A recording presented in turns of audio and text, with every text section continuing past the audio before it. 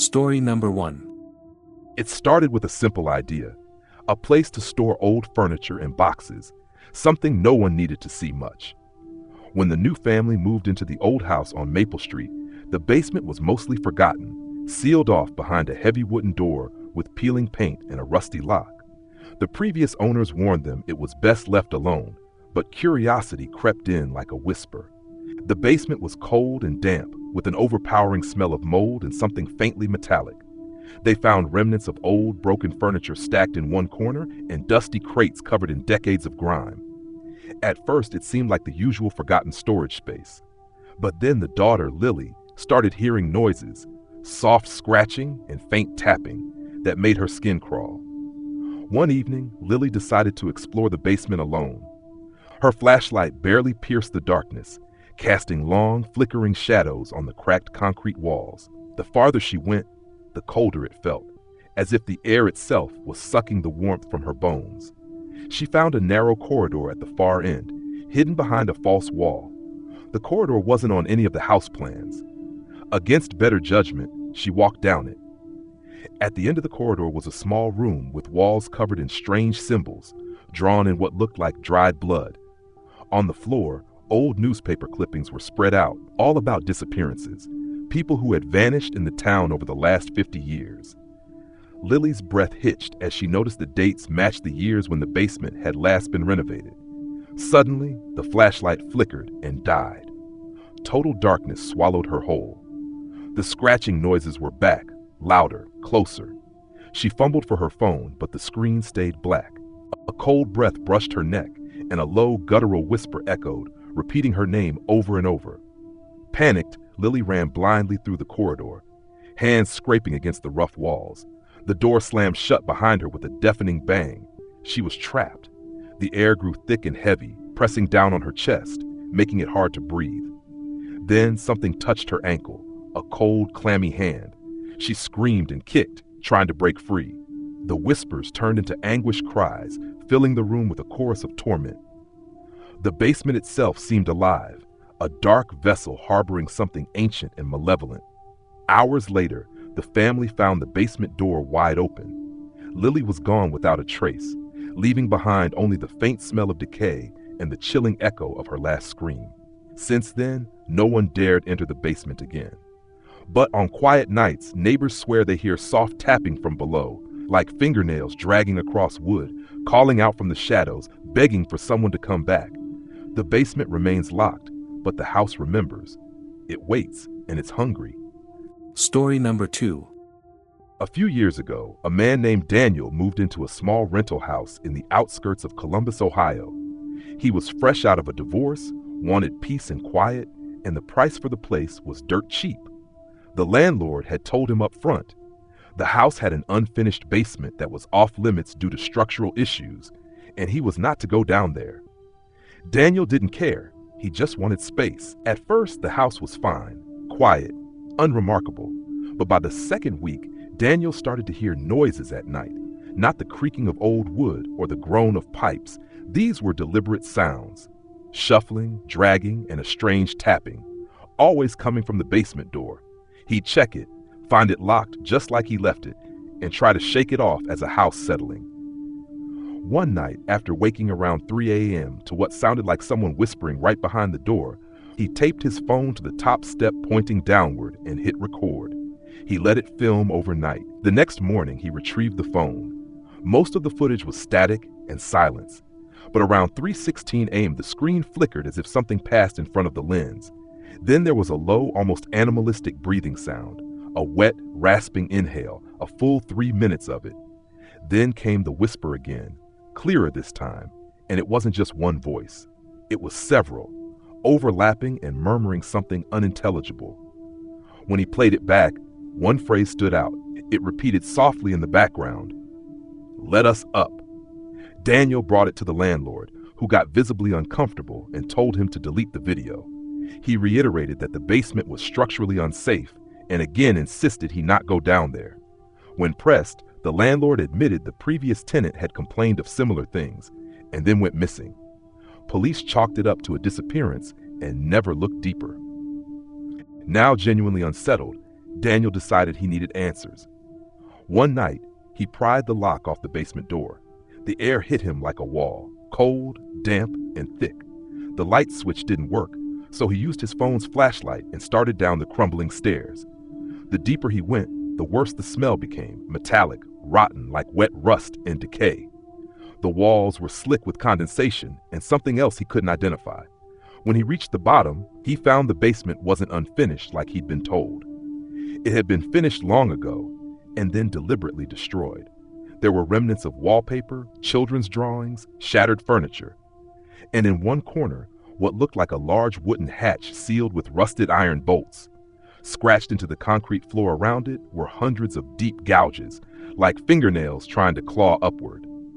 That's when he heard it again, whispering. But this time, it was right behind him. He turned and there was nothing, but his flashlight flickered, and when it steadied, he saw something scrawled across the wall in what looked like old blood. "We never left." Something slammed against the hatch behind him, hard enough to shake the floor. Again, then again. The whispering rose to a deafening chorus. Daniel turned to run, but the stairs behind him collapsed like they'd been waiting for this moment. He was trapped. Neighbors reported hearing screaming that night, raw and primal, but the police found the house empty. The basement door, sealed shut with new nails from the inside. Daniel's car was still in the driveway. His phone was later found smashed in the backyard. No one has rented the house since. And if you pass it at night, locals say you can still hear the tapping from beneath the floorboards, faint and rhythmic like fingernails on wood. Story number 3. It started as a simple move-in. Jake had just rented an old house on the edge of town, a place cheap enough to afford on his student budget. The basement was unfinished, dark and cold, perfect for storage, or so he thought. The first few nights, everything was quiet. The silence was almost too complete, broken only by the occasional creak or groan of the old wood settling. But soon, the noises started. At first, it was just scratching, faint, barely audible at first, like nails tapping against concrete. Jake ignored it, blaming the house. But then the scratching grew louder, more deliberate. He could hear it coming from the far corner of the basement, just beyond the reach of his flashlight. One night, curiosity got the better of him. He crept down the stairs, heart pounding, flashlight in hand. The beam swept across the concrete floor, the exposed pipes, the cobwebbed corners. The scratching stopped as soon as the light landed on the wall. Jake called out, but only his echo answered. Then he noticed the loose bricks near the base of the wall. One of them was slightly ajar, as if someone had been trying to move it. He pried it open to reveal a small, dark cavity, empty. But that wasn't what chilled him.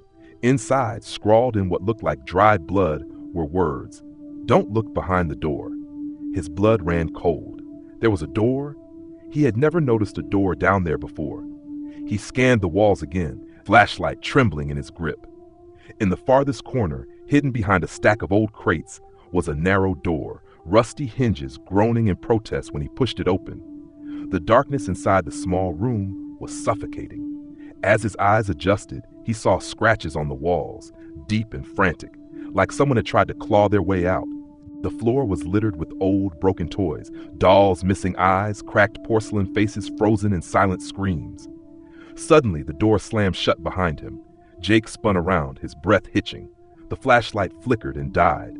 The darkness swallowed him whole. Then came the whispers. Soft at first, almost comforting, like a lullaby. But soon they twisted into something cruel, voices pleading, crying, screaming. He could feel cold fingers brush against his skin, dragging, pulling, desperate to keep him there. Panicking, he banged on the door, screaming for help. The scratching started again, but this time it was all around him. The walls seemed to close in, the air thickening, heavy with decay and despair. After what felt like hours, the door creaked open. Jake tumbled out, gasping for air, his clothes torn, eyes wide with terror. He never went down into the basement again, but the scratching never stopped. Sometimes, late at night, it comes through the vents, the pipes, the walls, a desperate warning from the dark telling him that some doors, once opened, never truly close. Story number 4. There was a house on the edge of town that everyone avoided after dark. The neighbors whispered about the basement, a place no one ever went near. It wasn't just because the house was old and decrepit. Something about that basement felt wrong, like it was alive and watching. It started with Tom, a young man who just moved in. He was eager to fix up the place, to make it his own. One night, while exploring, he found the basement door locked tight. No key, but after a few days, he noticed a faint scratching sound coming from beneath the floorboards downstairs, something soft but persistent. Curiosity got the better of him, and he pried open the door with a crowbar. The air hit him like a wall, cold, damp, thick with decay. Inside, the basement was a maze of shadows. The walls were lined with old, rusted pipes, and the floor was cracked concrete. But what caught his eye was a narrow hallway leading deeper, a passage he hadn't seen before. He stepped inside, and the scratching grew louder, almost desperate. As he moved further, the flashlight flickered, and the beam caught something. A collection of old photographs pinned to the wall, all showing the same man standing in front of the house, but each one was older and more deteriorated. Then Tom noticed the last photo was dated from the future, tomorrow's date. Panic welled up inside him. He turned to leave, but the hallway seemed to stretch on endlessly. The scratching was no longer soft. It sounded like nails scraping against stone. He heard whispering, low and urgent, words he couldn't understand, but that chilled him to his core. Suddenly, the floor beneath him shifted, and he fell through a hidden trapdoor, landing in a smaller chamber. The walls were covered in scratches, deep and frantic, and in the corner lay a small, dusty box. Inside the box was a human tooth, yellowed and cracked, and a note written in shaky handwriting, "I'm trapped. Help me." Tom's breath caught. The basement wasn't just a basement, it was a prison. Something had been trapped down there for years, maybe decades, begging for release, but also something else was waiting, feeding on that fear and time. He scrambled back up the trapdoor, but the door slammed shut behind him. In the dark, he heard footsteps, slow, dragging, coming closer. The whispering turned into a guttural voice. "You shouldn't have come down here." Tom never left the basement that night. When the neighbors called the police after days of silence, they found the house empty, except for the basement door locked tight once more. The scratching had stopped, but on the walls, a new set of photographs had appeared, showing a man standing in front of the house, eyes wide with terror, and the last photo was dated for tomorrow. Story number 5. I used to live in a rental house in a quiet suburban neighborhood just outside of Detroit. The place was old but affordable, and as a grad student on a tight budget, that was all I cared about. The house had a large, unfinished basement with creaky wooden stairs, exposed pipes, and concrete walls that seemed to sweat even in winter. The landlord had warned me about the basement being drafty, but what he didn't mention was how deeply unsettling it would feel to be down there alone. The first few weeks were uneventful. I stored some boxes and an old bicycle down there, only going down when absolutely necessary. But things started to change after I moved an old wardrobe that had been left behind by the previous tenant. It was shoved in the corner, half covered by a dusty tarp. I didn't think much of it until I shifted it to make more room, and behind it, I discovered a small nailed-shut door embedded into the concrete wall. It was about 4 feet high, with heavy rusted hinges and a crooked padlock hanging uselessly from the latch. Curiosity got the better of me. I borrowed a crowbar from a friend, thinking maybe it was just a sealed-off crawl space. It took a good 20 minutes of prying, but the door finally cracked open, releasing a gust of air that smelled like wet soil and decay. The space behind it was cramped, no more than 5 feet deep, with dirt floors and walls. At the back, there was a pile of old, broken wooden crates and something that looked like a bundled cloth. I didn't step inside. I just shined my flashlight, poked around, and noticed scratch marks on the inside of the door. They were deep, jagged grooves, as if someone had tried to claw their way out. I felt a sudden chill and closed the door, pushing the wardrobe back in place. I told myself it was probably just an old coal chute or something from a time before renovations, and I left it alone. But after that day, the house started feeling different. I'd hear sounds at night, dull thuds from the basement, like something was shifting. The floors above the basement felt colder, and sometimes when I walked past the basement door, I thought I heard faint knocking. I ignored it, thinking it was the old pipes or the house settling. One night around 2 a.m., I woke up to the sound of footsteps, not from outside, but from inside the house. Heavy, deliberate steps moving from the basement door to the kitchen. My room was upstairs, and I laid there, heart pounding, gripping my phone ready to call the police. I listened closely, but the footsteps stopped. Slowly, I crept out of my room and peeked down the stairs. Everything was dark except for a faint glow coming from the crack beneath the basement door. I mustered the courage to go down and check. I grabbed the nearest thing I could find, a metal lamp, and walked towards the kitchen. The basement door was slightly ajar, even though I always kept it shut. My legs were shaking, but I couldn't ignore it. I switched on the kitchen light, took a deep breath, and yanked the basement door fully open. The light at the bottom of the stairs wasn't from any bulb. It was this sickly yellow glow, like a lantern left burning in a cave. And there was movement. I could see a shadow shifting just beyond the foot of the stairs. I shouted, asking if someone was there, but got no response. My instinct told me to call 911, but instead, I grabbed my phone and began recording, slowly stepping down the stairs. The deeper I went, the colder it got. My breath started to fog, and the smell, the smell was like a dead animal had been buried in wet soil for years. At the bottom, I turned the corner, and the glow came from behind the wardrobe. The same wardrobe I had moved. The door behind it was wide open. That bundled cloth I had seen earlier wasn't there anymore. The broken crates were smashed further, and there were deep drag marks in the dirt, leading into the crawl space and vanishing into the shadows. Then I heard breathing, not my own, heavy, labored breathing, just beyond the reach of my light. I pointed my phone towards it, but the screen was flickering. The breathing got louder, angrier, almost like a growl. I didn't wait to see what it was. I bolted up the stairs, slammed the door shut, and pushed my fridge in front of it. The police arrived 15 minutes later. I showed them the footage I'd taken, but all they could see was static and some distorted shadows. They went down to the basement, checked the crawl space, but found nothing. No crates, no cloth, not even the door. Just a solid concrete wall where I swore it had been. They chalked it up to me being sleep deprived or stressed out. But I knew what I had seen. I moved out within the week, breaking my lease. The landlord didn't even argue, just warned me never to go messing around in the basement again. Months later, I stumbled across an article about the property.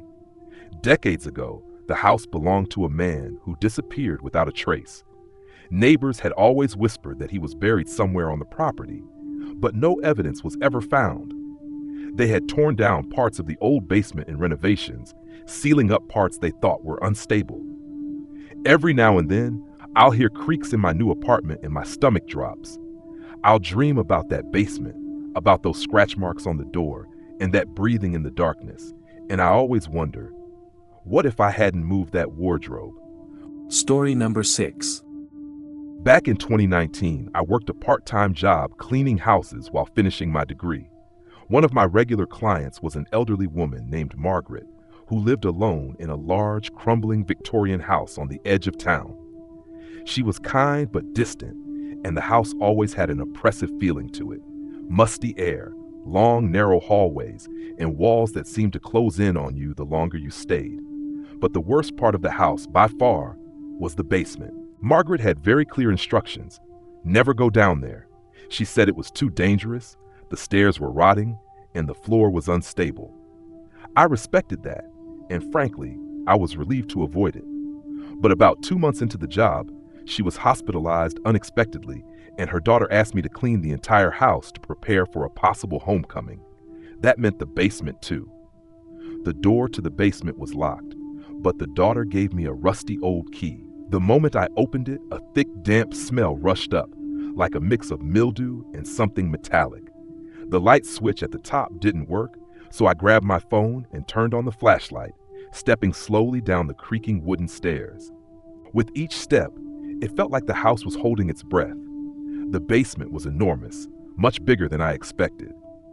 Dust floated in the beam of my flashlight, and there were shelves lined with what looked like ancient canned goods, yellowed newspapers, and broken furniture. As I moved deeper, I noticed a door in the far corner, partially hidden by a leaning shelf. It was different from the rest of the basement, made of solid metal, bolted into the stone foundation. There were scratch marks around the handle, like someone had desperately tried to claw their way out. My gut screamed at me to leave, but I couldn't help but get closer.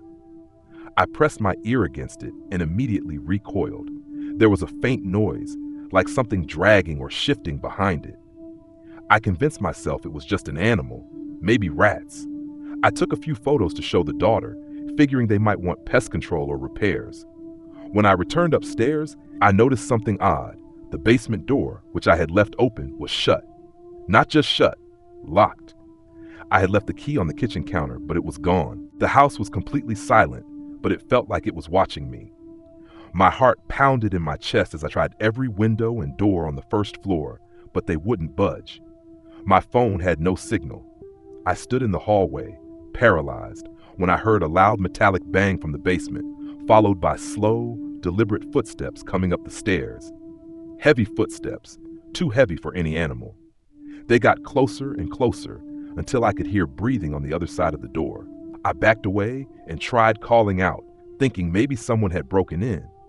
The footsteps stopped, but then something started scratching the door, not like an animal, but like nails, long and sharp, dragging across the wood.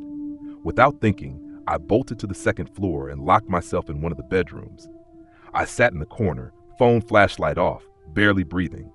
For the next hour, I heard those footsteps walking through the house, heavy, slow, moving from room to room. At one point, they stopped right outside the bedroom door. I could hear something faint, like a low growl mixed with gurgling. I wanted to scream, but forced myself to stay silent. Then, silence. I stayed in that room until the sun came up and the daughter came by to check on me. When I told her what happened, she looked terrified. She pulled me out of the house and called the police. When they searched the house, everything was unlocked. The basement door wide open, but no sign of forced entry. The metal door in the basement was gone, like it had never existed. Just a blank wall with some loose bricks and a cold draft leaking through. Later, the daughter confessed something her mother had told her years ago. Margaret's father had built that basement during the Great Depression, and there had been rumors of strange rituals, missing people, and a door that was never supposed to be opened. Over time, the family sealed it up and tried to forget it was ever there. After that, I never went back. A month later, Margaret passed away, and the house was left abandoned. They put it up for sale, but I heard no one would stay in it for more than a few days. People reported seeing shadows moving behind locked doors, strange growling at night, and the unmistakable sound of footsteps coming from the basement. Story number 7. When Mark and Lisa bought their first house, a modest 2-story built in the 1950s, they were thrilled. The price was right, and it had everything they wanted: a big backyard, quiet neighborhood, and most importantly, a basement. Mark loved the idea of a basement for storage and future projects. They never thought it would become the source of their worst nightmare. The basement was unfinished. Cold concrete walls, a single bare bulb hanging from the ceiling, and the faint musty smell of damp earth. They spent the first few weeks fixing things upstairs, ignoring the basement except for storing boxes. One night, Mark decided to go down and check the old fuse box after a flicker upstairs. As he descended the creaky wooden stairs, a sudden chill brushed his skin, even though the summer night outside was warm. Mark reached the bottom and flipped the switch, but the light flickered weakly. He noticed something odd. The basement was darker on the far side, as if the bulb's glow didn't reach there. A faint scratching noise came from that shadowed corner. Mark froze. It wasn't the usual settling sounds of a house. This was deliberate, slow, rhythmic. He called Lisa from the stairs. "Hey, you hear that?" No answer, just the silence from upstairs. He stepped toward the noise, heart pounding. The scratching stopped. In the quiet, he could hear his own breathing and the faint hum of the refrigerator upstairs. Mark reached the far corner and saw nothing but cold stone and cobwebs. He shrugged and climbed back up, telling himself it was a rat or something harmless. But that night, Lisa awoke to muffled whispers and a dragging sound beneath their bedroom floor. She shook Mark awake, but he said it was nothing. Over the next few days, both started hearing footsteps below them, slow and deliberate, pacing just beneath their feet. Objects in the basement were moved. Boxes shifted or knocked over without explanation. Lisa convinced Mark to put a camera in the basement. When they reviewed the footage the next day, the hairs on Mark's arms stood on end. At midnight, a dark shape slowly crawled out from the corner, long limbs dragging, then disappeared behind the boxes. The camera caught nothing clear, just shadows moving unnaturally. When Mark played back the audio, he heard faint breathing and a whispered voice that sounded like his own name. They called a local historian who told them the house had a dark past. Decades ago, a man who had been accused of horrific crimes vanished inside that very basement. No body was ever found, and the town whispered that his restless spirit was trapped beneath the floor. One evening, Mark decided to seal off the basement to keep whatever was down there from coming up. As he hammered boards across the entrance, a cold gust swept the stairs, and a low groan filled the air.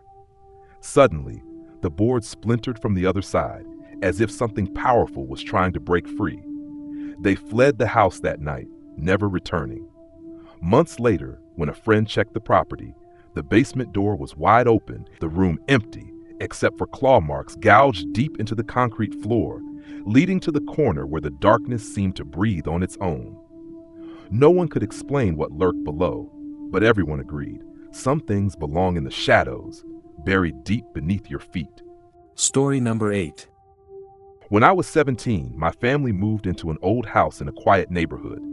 The basement was unfinished, dark and cold, perfect for storage, they said. But from the first night, I felt something off about it. It wasn't just the chill, it was the way the shadows seemed to shift unnaturally, almost like they were watching me. One evening, I was tasked with cleaning out the basement. I brought a flashlight and started going through the dusty boxes.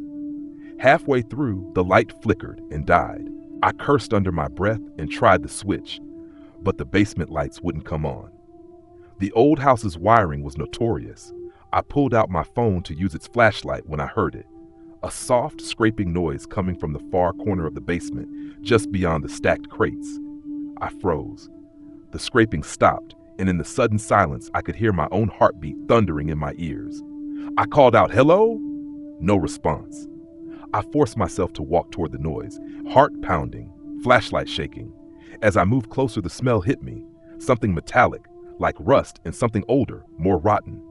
In the corner, behind some boxes, I found a trapdoor I hadn't noticed before.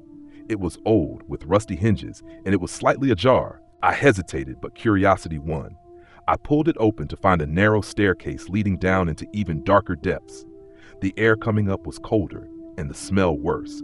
I stepped down, 1 foot at a time, the stairs creaking beneath me. My phone's light barely cut through the black. At the bottom, I saw the faint outline of a door, covered in scratches and what looked like claw marks. The door wasn't locked. I reached out, trembling, and pushed it open. Inside was a small room, barely bigger than a closet. The walls were covered in strange symbols scratched deep into the plaster, and the floor was littered with what looked like old newspaper clippings, yellowed and torn. I knelt down to read them, and my blood ran cold. The headlines talked about disappearances in the neighborhood, people who vanished without a trace over the last 50 years, all connected to this very house. Suddenly, I heard footsteps above me, slow, deliberate. Someone was walking in the main basement, right above the trapdoor. I closed the secret door and hurried up the stairs, heart racing. But when I reached the main basement level, no one was there. The air was still, the only sound my ragged breathing. I ran upstairs, locked the basement door, and refused to go down there again. But every night after that, I would hear faint scratching, soft footsteps, and sometimes low, whispering voices coming from below. My parents never believed me. They said it was just an old house settling. But I knew better. One night, I woke to find the basement door wide open. The scratching was louder, and there was a faint glow coming from the crack under the door. I never went down again after that night. We moved out a month later, but sometimes I still get calls from unknown numbers, and if I answer, all I hear is that same scraping sound and whispering. The basement wasn't just a room below the house. It was a prison for something dark, something that had been waiting in the shadows for decades, and it never left. Story number 9. My cousin Michael moved into his first house last year, a quiet fixer-upper in a suburban neighborhood just outside Chicago. The house was built in the late 1950s and came with plenty of charm: original hardwood floors, a stone fireplace, and a big fenced backyard. But the basement was a different story altogether. Michael always joked that it was straight out of a horror movie, with crumbling cement walls, old wooden beams that creaked in the slightest breeze, and a half-rotted door that led to a dark storage room in the back. At first, he used the basement to store boxes and tools, but after a few months, strange things started happening. It began with little noises, dull thuds, soft scratching sounds coming from the storage room. Michael assumed it was mice, or maybe old pipes groaning, so he didn't think much of it. But the sounds became more frequent, always starting after midnight. Then one evening, while organizing some old sports gear, he swore he heard whispering coming from behind the storage room door. He described it as a low, murmuring voice, like someone speaking in a language he couldn't understand. Curiosity got the better of him, and the next morning, Michael decided to clear out the storage room completely. The door's hinges screeched as he pushed it open, revealing a cold, damp space filled with cobwebs and broken furniture. He began hauling out dusty boxes when he noticed something odd. One section of the back wall looked newer, like it had been patched up with different bricks. The cement was cleaner, the color slightly off from the rest of the room. Michael borrowed a sledgehammer from his neighbor, and later that day, he began knocking down the section of wall. After a few hard swings, the bricks crumbled away, revealing a small, pitch-black cavity behind it. At first, he thought it was just an old crawl space, but when he shined his flashlight inside, the light landed on something that made his stomach turn. There was a wooden chair in the center of the space, anchored to the floor with thick iron bolts. Leather straps dangled from the armrests. The floor was stained dark, and the walls were covered with deep scratch marks. Worse yet, there were old yellowed newspapers in the corner, most of them from the early 1960s, with headlines about missing children from the neighborhood. That night, Michael didn't sleep. He called the local police the next day, and they sent a detective along with a forensic team to inspect the space. After a few hours, the detective pulled Michael aside and told him bluntly, this was some kind of holding room, torture, maybe worse. They said it was likely whoever had lived there decades ago had sealed it up and never told anyone. The police opened a cold case investigation, but no immediate answers came. Michael tried to move on, but the house didn't let him. The noises in the basement turned violent. Heavy footsteps would stomp across the floor below him. The basement door would rattle violently in the middle of the night. Lights flickered. One evening, while watching TV, the unmistakable sound of chains dragging across concrete echoed from below. When he ran down to check, the storage room door was wide open, though he was certain he had locked it. Then came the dreams. He'd wake up gasping for air, heart pounding, convinced he had just heard children screaming for help. In one terrifying moment, while descending the basement stairs, he saw a pale figure dart past the bottom step. Michael wasn't a superstitious man, but that day, he packed a bag and stayed with a friend. He finally put the house up for sale, but word had spread through the neighborhood about the discovery in the basement. The property sat on the market for months. Every time Michael returned to pack more of his belongings, the house seemed colder, heavier, like it didn't want him there. On one of his last visits, he found deep scratches on the inside of the basement door. The wood was splintered, as if someone had been desperately clawing to get out. The night before the house finally sold, Michael went back to turn off the utilities and do one last walkthrough. As he stood at the basement door, reaching for the light switch, his phone buzzed. It was a voicemail from an unknown number. When he played it back, his blood went cold. The message was nothing but static, and then a faint, desperate whisper. "Don't leave me here." Michael moved into an apartment across town and never looked back.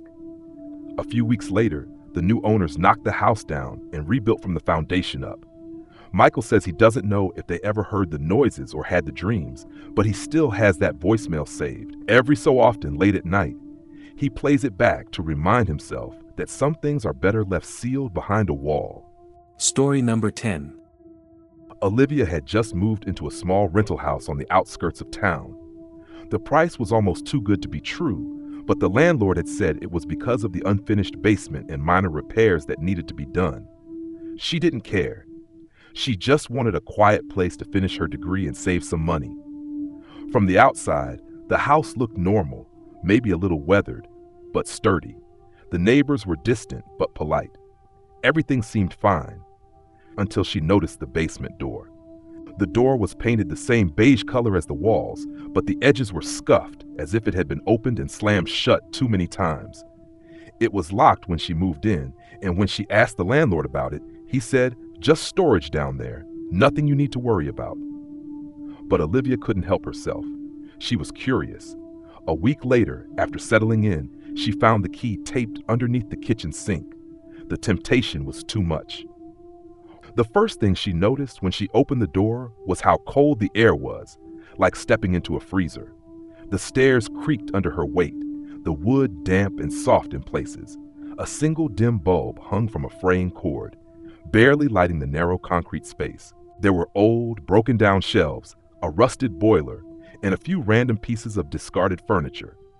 But something felt wrong. There was a smell, not quite rot, but old and musty, like something had been trapped and forgotten for a long time. That night, Olivia couldn't sleep. She kept hearing faint tapping sounds, like nails lightly clicking against wood, coming from beneath her floorboards. At first, she thought it was the pipes or the old heating system, but the sounds were irregular, uneven.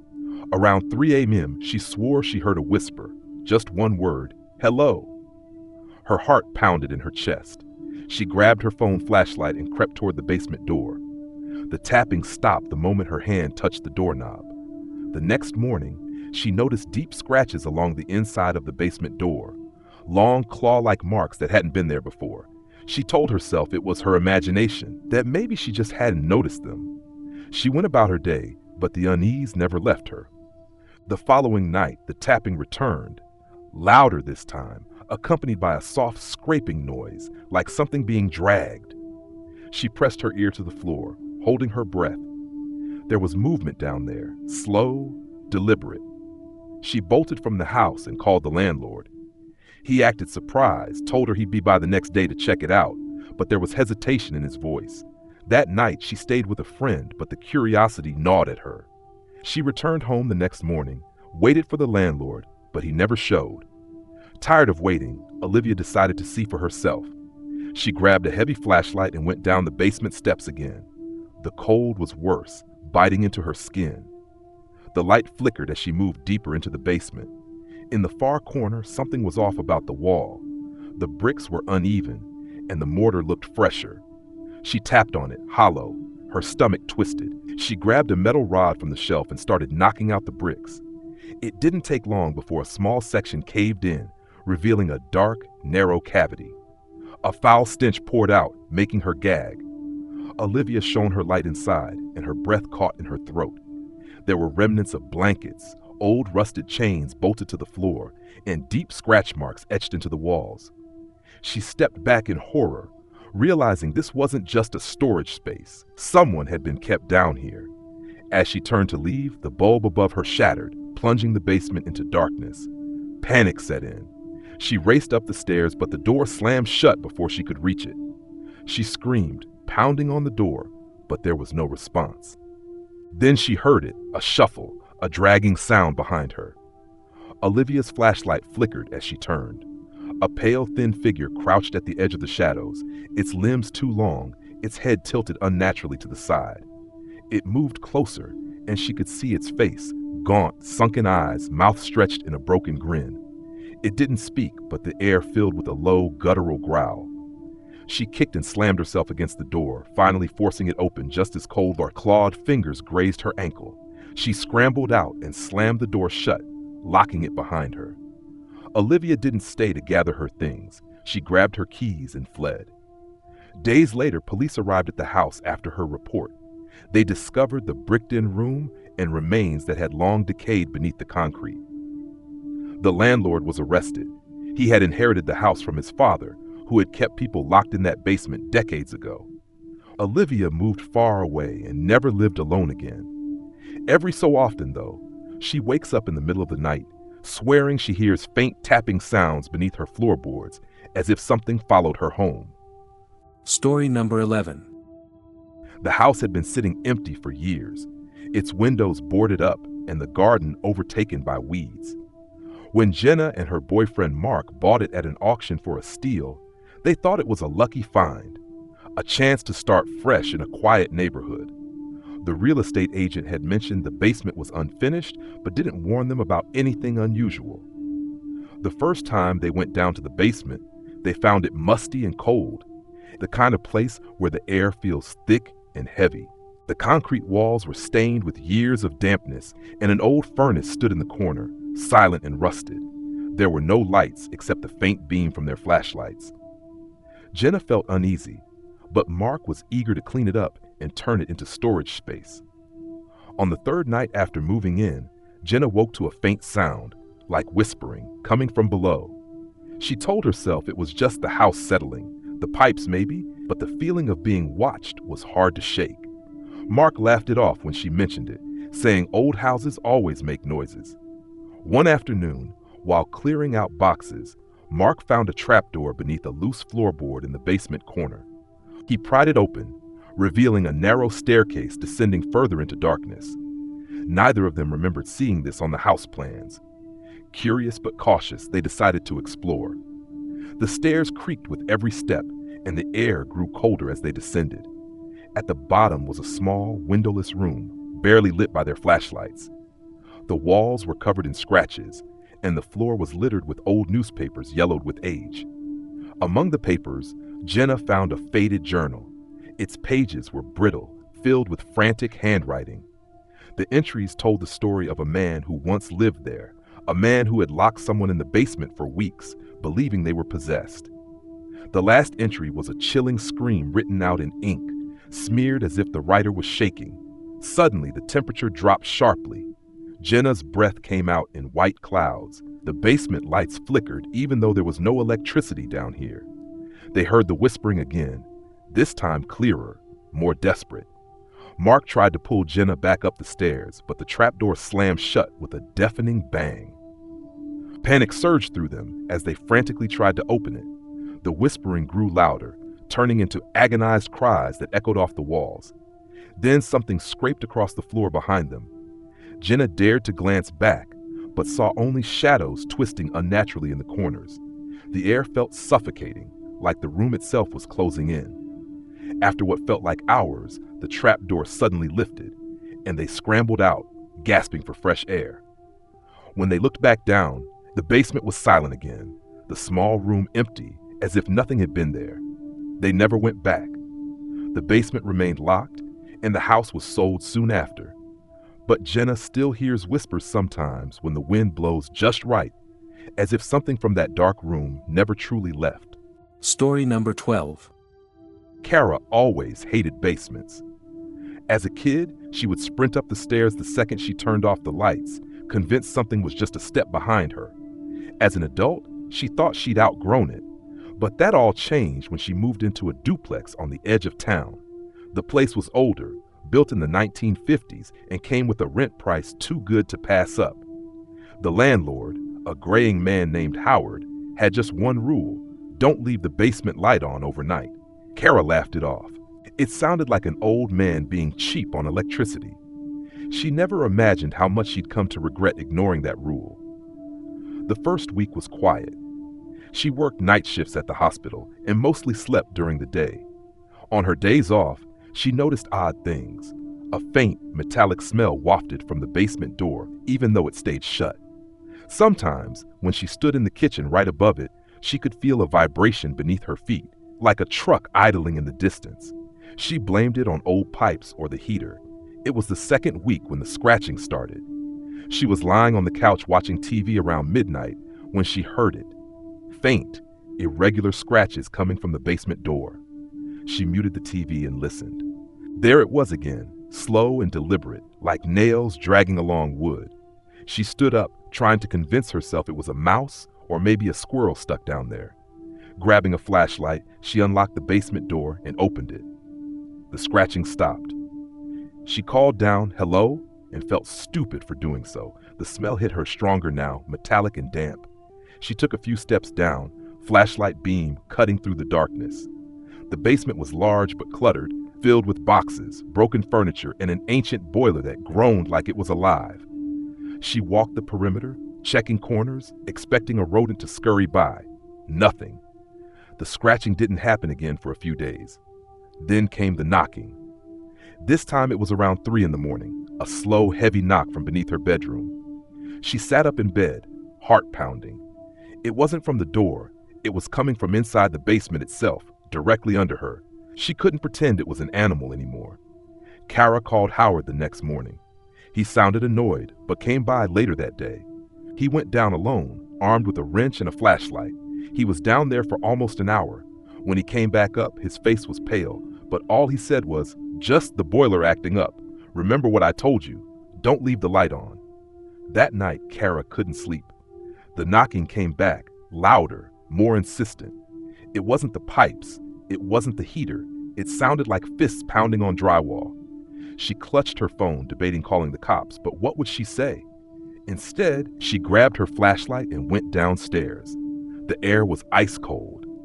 She flipped the light switch on, and it blinked a few times before humming to life. The knocking stopped. Everything was silent except for the hum of the fluorescent light. She stayed there for 10 minutes before going back upstairs.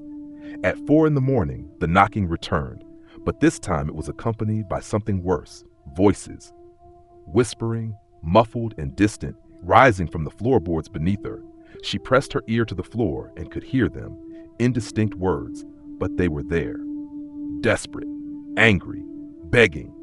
She called Howard first thing in the morning. He avoided her calls all day before finally showing up just before sunset. When she confronted him about the voices, he sighed heavily, gripping the steering wheel of his old pickup truck. "This house belonged to my uncle," he said. He rented out the basement back in the 70s. Cheap rent. Got a lot of drifters, lowlifes. People went missing. Neighbors complained about smells, noises. Cops came a few times but never found anything. After my uncle died, we found the walls down there had been sealed, hollow spaces behind them. Kara felt her skin crawl. "We cleared it out? Thought we did," Howard continued, looking down at his hands. "The noises always came back. You keep the light on, it stays quiet. Turn it off, they get restless. You left it off, didn't you?" That night, Kara left the basement light on. No knocking, no voices, just silence. She decided she'd stay up that night just to be sure. Around 3, the light flickered. She rushed to the basement door, watching the light dim and then shut off completely. The smell came back, thick, rotten, and metallic. Then the knocking returned, louder than ever, followed by dragging sounds like something heavy being pulled across concrete. Then, footsteps on the basement stairs.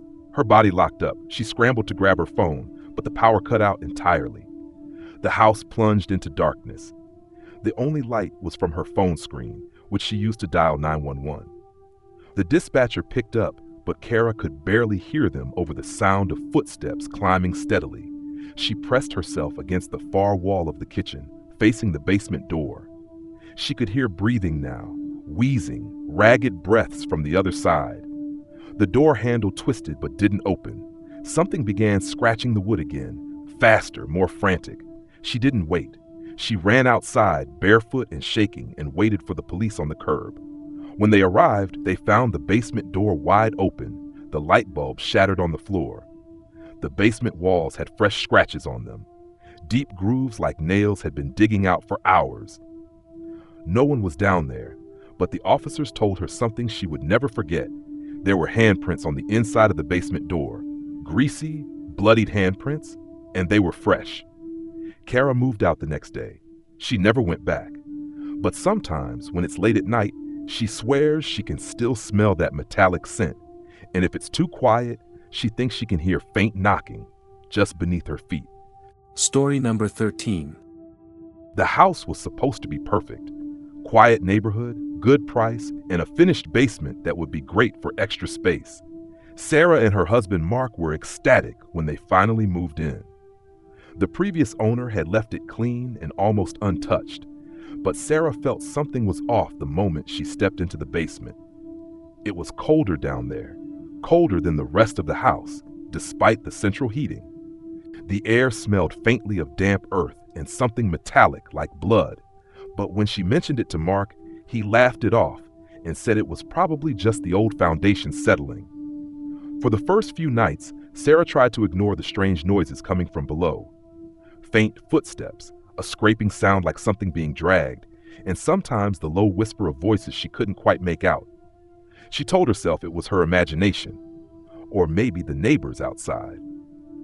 One evening, Mark was away on a business trip. Sarah decided to clean the basement thoroughly.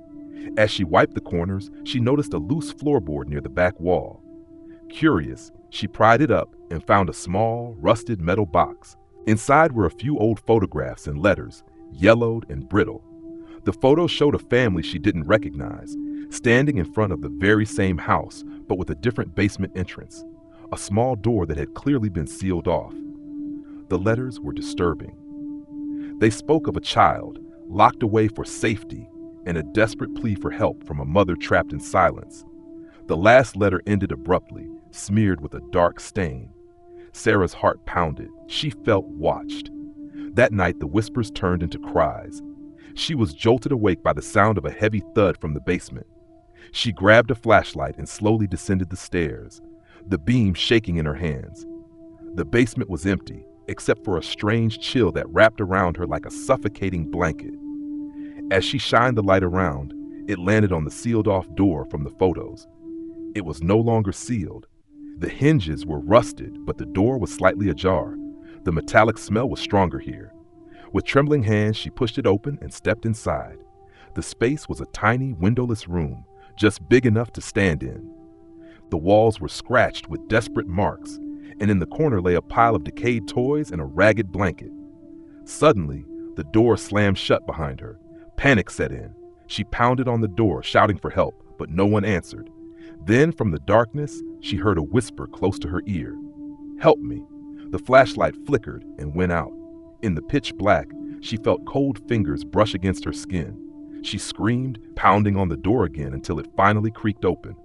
She ran upstairs, slamming the door behind her, and never went back down again. When Mark returned, she told him everything. They called the local authorities, who found no record of any previous family or child. The basement room was empty, the door permanently sealed again. But Sarah knew what she had heard. Sometimes, late at night, the cries still echoed faintly through the walls. A chilling reminder that some things buried underground never truly rest. Story number 14. When my family moved into the old Victorian house on Elm Street, the basement was the last place I wanted to go. It was cold, damp, and smelled like forgotten memories and mold. The previous owners said it was mostly used for storage, but there was something else, something unsaid, that hung in the air whenever I passed the cracked wooden door at the bottom of the stairs. At first, it was just small things. I'd hear faint scratching sounds, like nails dragging on wood, but only when I was alone. Sometimes the light bulb flickered if I stood too long near the basement door. My parents dismissed it as old wiring, and I didn't want to scare them, so I kept quiet. One evening, I was home alone studying when I heard a soft thud from below. It wasn't loud enough to be something falling, more like a deliberate knock. My heart pounded as I crept toward the basement door. I tried to convince myself it was just the house settling, but then I heard a voice, barely above a whisper, calling my name. It wasn't familiar. It wasn't mine. I froze. The voice said, "Help me." I wanted to run, but something rooted me to the spot. I grabbed the flashlight from the kitchen and slowly descended the creaking stairs. The air grew colder, heavier, like the basement was swallowing the warmth of the house. The beam of light danced over old crates and forgotten furniture. At the far corner, behind a tattered tarp, something shifted. I shined the light toward it and saw a narrow trapdoor set into the floor, something I had never noticed before. The whispers turned into a desperate pleading. "Please, don't leave me down here." My fingers trembled as I pulled the trapdoor open. A narrow ladder led down into utter darkness. I had no idea how deep it went, but the cold breath of the unknown curled around my neck. I climbed down, each rung creaking beneath my weight, until I stepped onto a dirt floor.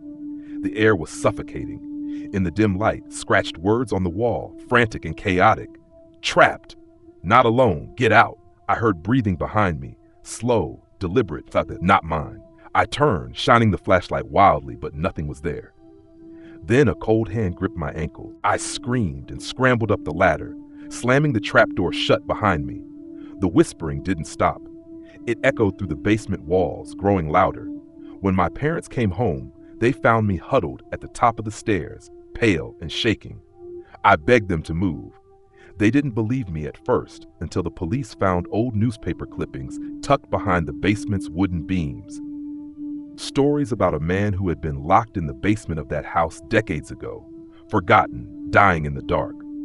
We left the house the next day, but sometimes late at night, I swear I still hear that whisper, calling from below, begging for someone to open the trapdoor again. Story number 15. I moved into the house in late October, a modest 2-story on a quiet street with an old but charming basement.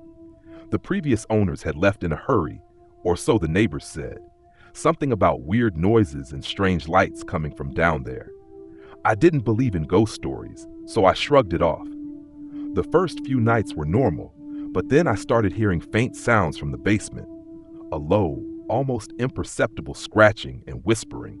At first, I thought it was just the old pipes or the house settling, but it felt different, like someone or something was trying to communicate. One evening, I decided to check it out. The basement door was a heavy wooden slab with rusty hinges, and when I opened it, a cold wave hit me. The air was thick, damp, and smelled of mold and something else I couldn't place. The light bulb at the top of the stairs flickered erratically, barely lighting the concrete steps down.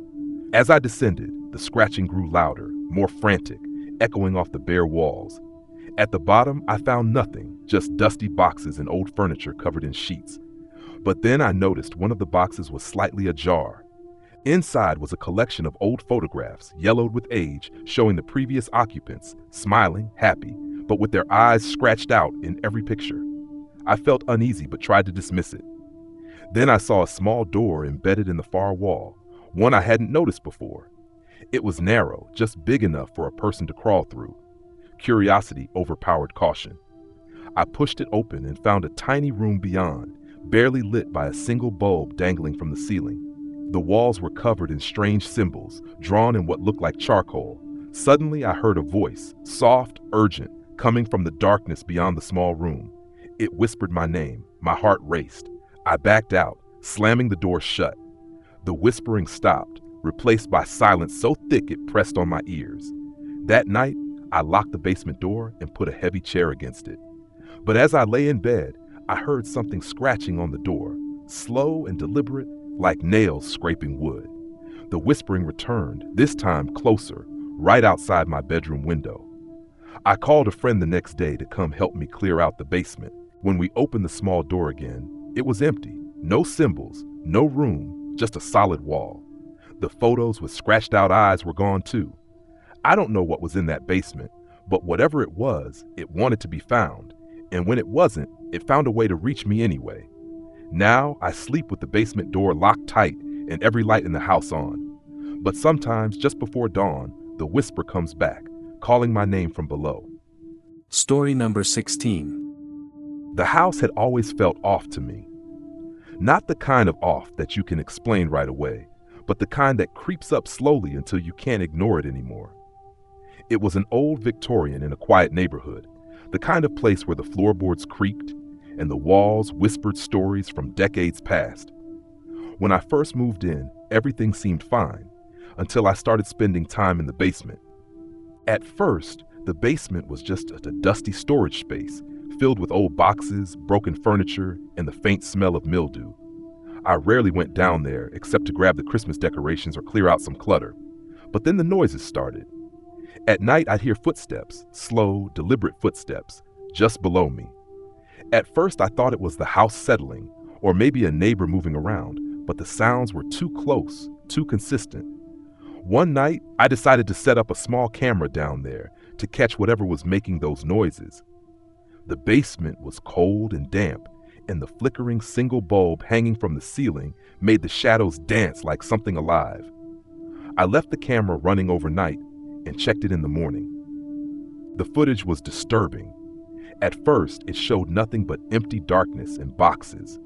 Then, about 3 a.m., the camera captured something moving, a figure, hunched and slow, sliding across the floor like it was crawling, but not quite.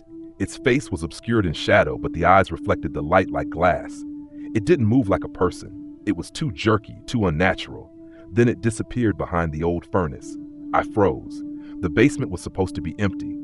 The next day, I called a local handyman to check the basement. He said everything was fine, just old wiring and plumbing making noises. But I wasn't convinced. I started going down there with a flashlight, trying to find any sign of that figure.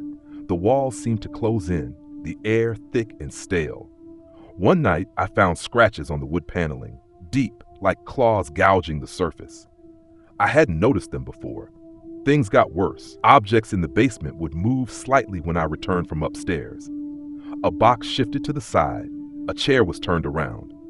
Once I found muddy footprints leading from the furnace to the back door, which opened into the overgrown backyard. I never went out there at night, but I knew something was lurking. Then came the whispers. Soft at first, barely audible, like voices just beyond comprehension. They called my name over and over, pulling me down into the darkness. I'd lie awake, heart pounding, the sound of breathy voices filling my ears.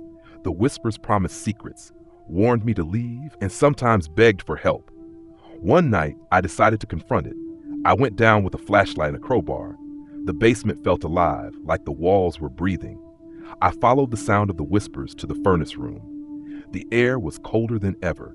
The furnace, an ancient relic, was off, but from behind it came a low groan. I swung the flashlight beam around and saw it.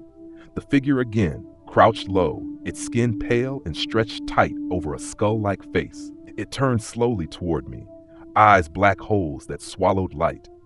I raised the crowbar, but it was too fast. It lunged, but instead of attacking me, it grabbed my arm with a strength that felt unnatural. The last thing I remember before I blacked out was its voice, an echo inside my head, not spoken aloud, telling me, "You belong here now." I woke up the next morning on the cold concrete floor, the basement door locked from the inside. I struggled and screamed until my neighbor finally heard me and called the police. The cops searched the basement. They found nothing, no figure, no footprints, no scratches, only my camera, smashed to bits. When they asked if I wanted to move, I said yes. I left everything behind and never looked back. Now in my new apartment, sometimes I hear the faintest whisper on the wind. It calls my name, reminding me that some places never truly let you go. The basement never wanted me as a visitor. It wanted me as a prisoner, and I'm still not sure if I really escaped. Story number 17. When Emily and her husband Mark moved into their first home, an old craftsman-style house built in the 1920s, they were thrilled. The house had character, a charming wraparound porch, hardwood floors, and a spacious basement that Mark insisted would make a perfect workshop. They never gave much thought to the basement beyond its potential as a place to tinker and store extra stuff. But soon after moving in, strange things began happening. At first, it was subtle. Emily would hear faint noises late at night, scraping, shuffling, the sound of something heavy being dragged across the concrete floor. Mark brushed it off as the house settling or a raccoon in the crawl space. But Emily's unease grew when she noticed the basement lights sometimes flickered on and off, even when they were sure no one had been down there. One evening, Mark went down to check on his tools and found muddy footprints leading away from the stairs, disappearing into the darkest corner of the basement. Neither of them could explain how the footprints got there. They lived alone, and the doors were always locked. One night, Emily woke to the sound of whispering. At first, she thought it was Mark, but then she realized he was asleep beside her. The whispering seemed to be coming from beneath the floorboards. Heart pounding, she grabbed her phone and shone the flashlight under the bed, but there was nothing there. The whispering stopped as suddenly as it had begun. Mark started spending more and more time in the basement, working late into the night, but he began to change.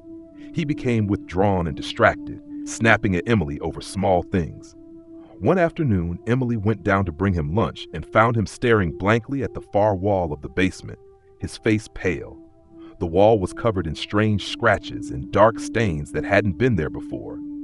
Emily tried to convince Mark to call a professional to inspect the basement, but he refused.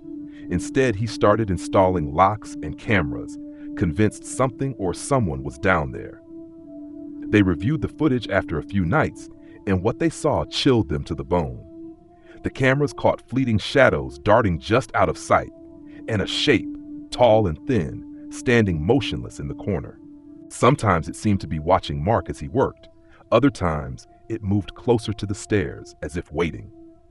One clip showed the basement door slowly creaking open on its own, and the camera lens fogged over like someone was breathing right up against it. Desperate for answers, Emily researched the history of the house and discovered a grim past.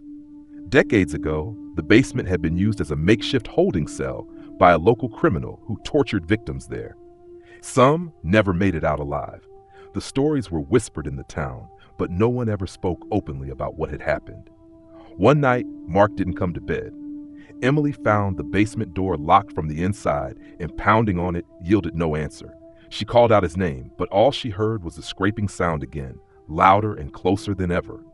Summoning her courage, she searched for the spare key and opened the door.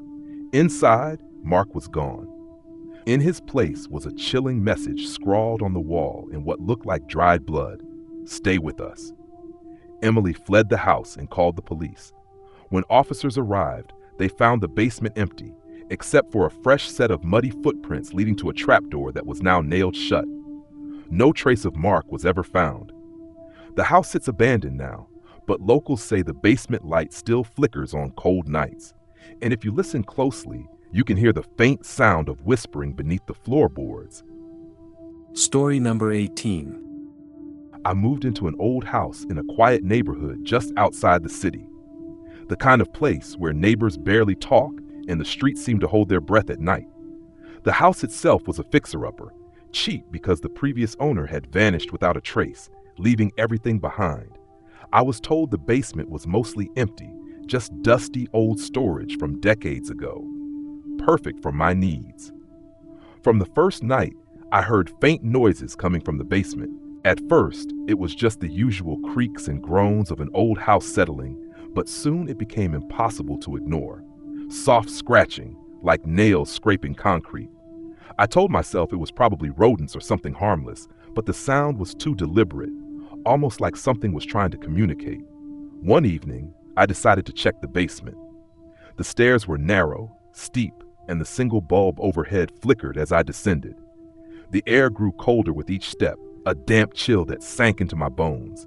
At the bottom, the space was mostly empty, except for an old wooden crate covered in dust in the far corner. I shone my flashlight on it, and the scratching stopped instantly. I approached the crate slowly, my heart pounding. There was a padlock on it, but it was broken, hanging loosely. I hesitated, then pried it open with a screwdriver I found nearby. Inside, there was nothing but a pile of old newspapers, yellowed and fragile, dating back over 40 years. I flipped through them, the headlines telling stories of a man who had gone missing from that very house, a man rumored to have kept strange pets in the basement. Suddenly, a cold breeze swept past me, and I felt a sharp pain in my arm. I looked down to see thin, long scratch marks I hadn't noticed before. The basement light flickered violently, then went out, plunging me into darkness. I fumbled for my phone, but the screen wouldn't light up. The scratching started again, this time all around me, echoing off the damp walls. I ran up the stairs blindly, slamming the door shut behind me. The scratching didn't stop. It pressed against the wood like something was clawing to get out. I locked the basement door, bolted it, and called a locksmith the next day. When he arrived, I showed him the door, but he stopped cold when he saw the scratches on the wood. Long, deep gouges, too big for any animal or human to make. That night, I slept with every light on. At 3:33 a.m., I heard footsteps above the basement door. Slow, deliberate, pacing back and forth. I stayed frozen in bed, listening as the footsteps circled the basement room, never stopping. When morning came, I gathered my things and left the house, never looking back. Years later, I learned the previous occupant was a man who had kept exotic reptiles and some kind of large, unknown creature hidden in the basement. Neighbors said they sometimes heard low growls and scraping noises late at night, but dared not ask questions. The house has been empty ever since, but sometimes if you walk by at night, you can hear the scratching beneath the floorboards, waiting for someone to open that door again. Story number 19. When I was a kid, our family moved into an old house that came with a basement nobody ever really talked about. It was one of those basements that felt like it belonged to another time, a dank, dark pit with peeling paint and a faint smell of mildew that clung to the air like a warning. My parents never went down there except to grab storage boxes or the old tools. But something about it always made my skin crawl. One night, during a power outage caused by a storm, I was alone in the house. My parents were at a late meeting, and the whole neighborhood was silent except for the rain pounding against the windows. I was in my room when I heard it, soft, shuffling noises coming from the basement. I thought maybe a branch hit the window or some animal got inside, but when I went to check, the basement door was shut tight, and the noises stopped. Later, as the power flickered back on, I tried to shake it off and went to bed, but the feeling wouldn't leave me. That same night, I was awoken by the creaking sound of the basement door slowly opening. The house was still dark, except for the pale glow from the hallway nightlight. I sat frozen as I heard footsteps, slow, deliberate, coming up the stairs. But the strange thing was, when I got out of bed and looked down the hall, there was no one there. I thought I was imagining it until a few nights later, when my little sister, who was only 6 at the time, refused to go near the basement door. She told my mom there was a man living down there who watched her while she slept. My parents just laughed it off as a kid's imagination, but I wasn't so sure. One weekend, my dad went down to check the furnace and found something chilling. On the basement floor, scratched deep into the concrete, were dozens of strange symbols and crude drawings of faces twisted in agony. The walls around them were stained with what looked like old, dried blood. That same night, my mom woke up to the sound of whispering coming from the basement. She said it was faint, like voices chanting, but she couldn't make out the words. She was so scared, she almost called the police. We started having nightmares too. Visions of dark figures standing in the corners of the basement, eyes glowing faintly in the shadows. My little sister refused to sleep in her room anymore, saying the man wanted to take her back downstairs. Eventually, my parents decided to call a professional to inspect the basement. The expert found nothing structurally wrong, but when he was leaving, he warned us that the house had a violent history. Years ago, a man had been locked in that very basement by his family and left to die. The symbols, he said, looked like some kind of desperate cry for help or a curse. We moved out not long after. But sometimes when I think about that basement, I still hear those footsteps echoing in my mind, and I wonder if the man ever really left. Story number 20. When Mark and his wife Jenny moved into their new suburban home, the basement was a selling point. Unfinished but spacious, perfect for a workshop and extra storage. The previous owner, an elderly man who had lived there for decades, had warned them to keep the basement door locked at all times. Old pipes, weird smells, and sometimes the heater just acts up, he'd said with a nervous chuckle. Mark brushed it off as just eccentric old man talk. The first few nights, everything seemed normal. But then Mark started hearing noises from the basement. Not the typical creaks and groans of settling wood, but distinct footsteps, slow, deliberate. It wasn't the house settling. He mentioned it to Jenny, who thought it might be mice or raccoons. Still, the feeling of being watched in the basement grew stronger. One evening, Mark decided to spend some time down there organizing boxes. As he turned on the bare bulb hanging from the ceiling, a cold draft swept past him. The air was thick, musty, and smelled faintly of something metallic. While sorting through some old furniture, he found a small door embedded in the far wall, one that hadn't been mentioned by the previous owner or shown on the floor plans. The door was locked with a rusty latch. His curiosity got the better of him, and Mark forced it open. Inside was a narrow crawl space, barely big enough to fit through. The walls were lined with crude scratch marks, deep and fresh looking. Something about the sight made his skin crawl. He noticed a faint trail of dried brown stains on the floor, leading deeper into the crawl space. A terrible dread washed over him. He crawled through, and at the end, There was an old, decayed wooden box covered with dried blood. Inside, he found faded photographs of children he didn't recognize, some with terrified expressions, others just staring blankly into the camera. Beneath the photos lay a handful of handwritten notes, desperate pleas for help, scrawled in shaky handwriting. Suddenly, the light bulb flickered and went out. Mark's breath hitched in the thick darkness. He fumbled for his phone, but the battery was dead. In the silence, the faint sound of breathing echoed around him, close but unseen. He scrambled back through the crawl space, heart hammering. When he finally burst out into the main basement area, the latch slammed shut behind him. Mark banged on the door, shouting, but Jenny upstairs didn't hear. The basement light suddenly turned back on. In the middle of the room stood a figure, pale, gaunt, with eyes too dark to be real. Mark froze as the figure smiled slowly, revealing teeth stained with rust. The next morning, Jenny found the basement door locked from the inside. Mark was gone. The police found no sign of forced entry, no footprints except their own. The only clue was the old box, now gone. Jenny moved out soon after, but neighbors say they still hear the basement door banging late at night and faint whispers begging for help. No one has dared to open it since.